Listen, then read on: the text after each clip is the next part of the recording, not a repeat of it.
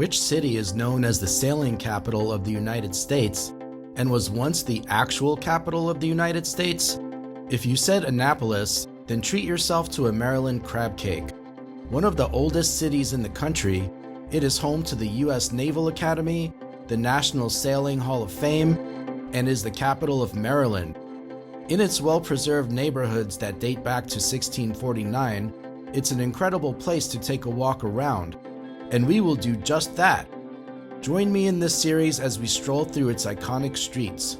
We will check in with such spots as City Dock, the Governor's Residence, and the Maryland State House, where George Washington famously resigned his commission as Commander-in-Chief of the Continental Army.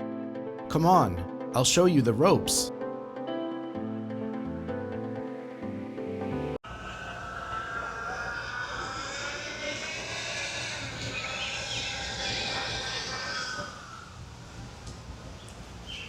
So the very first trip I ever worked as a tour director in Washington, D.C., the group was actually from here. They were from Annapolis, Maryland.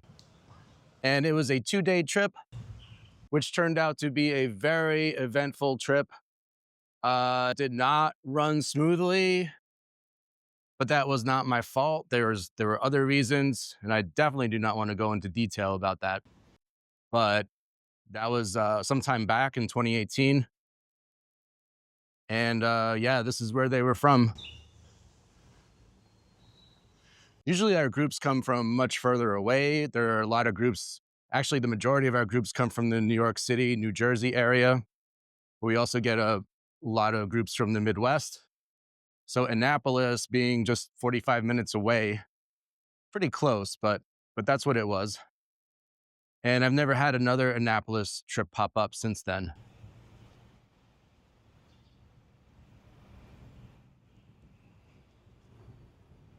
Governor's Residence.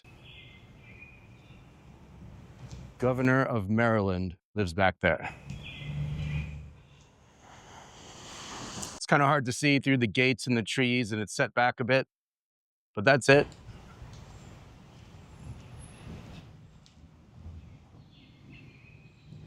Very big.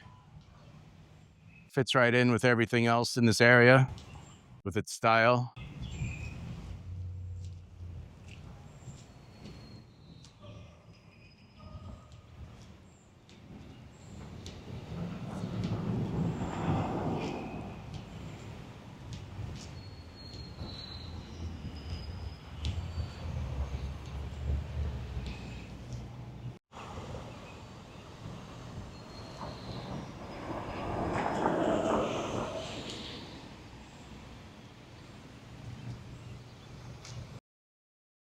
So a lot of government buildings right in this area.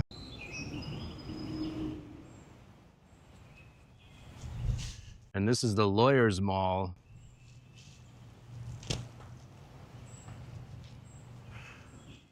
And, you know, we usually use the word mall to mean a shopping mall, but technically it means a large open place where people can gather. So that's what's going on with the National Mall in Washington, D.C. And this is the Lawyers Mall.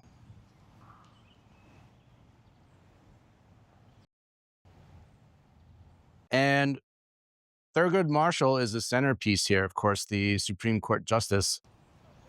And we have some rulings, as we just saw over here, Brown versus Board of Education, which of course was the integration of the school system. Murray v. Pearson. There's some really amazing detail in the face there, everywhere really.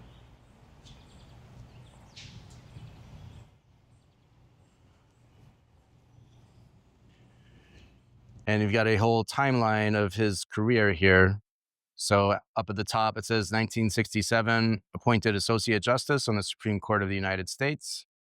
And all these cases that he served on, there's 1955, Brown versus Board of Education.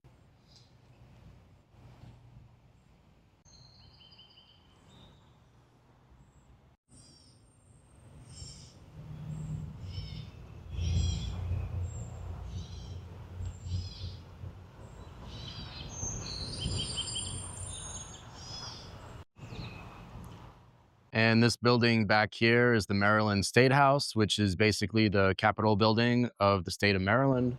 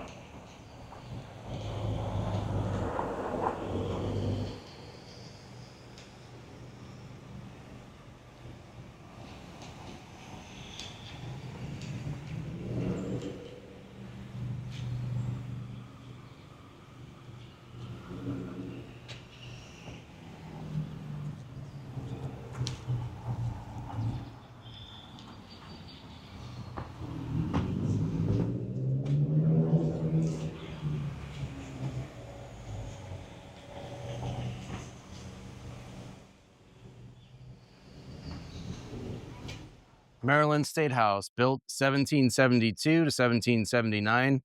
Capital of the United States for that year I told you about earlier, November 26, 1783, August 13th, 1784. In this state house, oldest in the nation, still in legislative use, General George Washington resigned his commission before the Continental Congress, December 23rd, 1783. Here, January 14th, 1784, Congress ratified the Treaty of Paris to end the Revolutionary War, and May 7th, 1784, appointed Thomas Jefferson minister plenipotentiary. From here, September 14th, 1786, the Annapolis Convention issued the call to the states that led to the Constitutional Convention. So, quite a chock full of nuts here. Yeah, this is where George Washington famously resigned his commission,